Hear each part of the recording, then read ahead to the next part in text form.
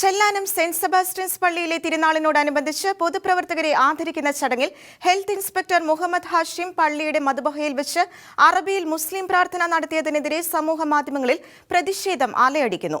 അനിഷ്ടകരവും ഒട്ടും ന്യായീകരിക്കാനാവാത്തതുമാണെന്നാണ് കൊച്ചി രൂപത പ്രസ്തുത പ്രവൃത്തിയെ വിമർശിച്ച് രംഗത്ത് വന്നിരിക്കുന്നത്.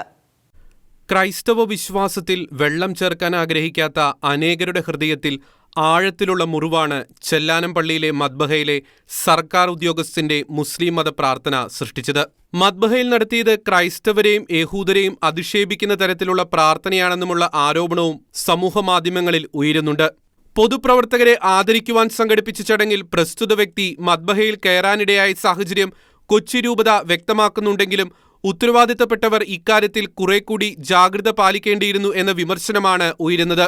ക്രൈസ്തവ വിശ്വാസികൾ പരിപാവനമായി കരുതുന്ന മദ്ബഹയുടെ പരിശുദ്ധി വളരെ ലാഘവത്തോടെയാണ് കൈകാര്യം ചെയ്യപ്പെട്ടതെന്ന ആക്ഷേപം ശക്തമാണ്. മുഹമ്മദ് ഹാഷിമിനെതിരെയും അതിരൂക്ഷ വിമർശനമാണ് സോഷ്യൽ മീഡിയയിൽ ഉയരുന്നത്. ഉത്തരവാദിത്തപ്പെട്ട ഒരു ഗവൺമെന്റ് ഉദ്യോഗസ്ഥൻ താൻ പാലിക്കേണ്ട മതേതര നിലപാടുകൾ ചവറ്റുകൊട്ടയിൽ എറിഞ്ഞുകൊണ്ട് വർഗീയ സ്വഭാവം പുറത്തെടുത്ത് തന്റെ വിശ്വാസ പ്രഘോഷണ വേദിയാക്കി പള്ളിയുടെ അൾത്താര മാറ്റിയതിനെതിരെ പ്രതിഷേധം ശക്തമാണ്. മതസൗഹാർദ്ദത്തിന്റെ പേരിൽ എത്രമാത്രം അധപതിക്കാമെന്നതിന്റെ ഉത്തമ ഉദാഹരണമാണ് ചെല്ലാനം പള്ളിയിൽ കാണുവാൻ കഴിഞ്ഞതെന്നാണ് സോഷ്യൽ മീഡിയയിൽ വിമർശനമുയരുന്നത്. വിശ്വാസകാര്യങ്ങളിൽ ഒരു ഒത്തുതീർപ്പിനും സഭ തയ്യാറാകരുത്.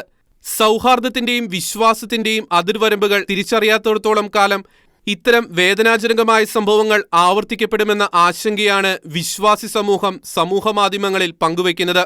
ഭാവിയിൽ ഇത്തരം നീതീകരിക്കാനാവാത്ത പ്രവൃത്തികൾ ആവർത്തിക്കില്ലെന്ന് സഭാധികാരികൾ ഉറപ്പുവരുത്തണമെന്ന ആവശ്യവും സമൂഹമാധ്യമങ്ങളിൽ ശക്തമാണ്.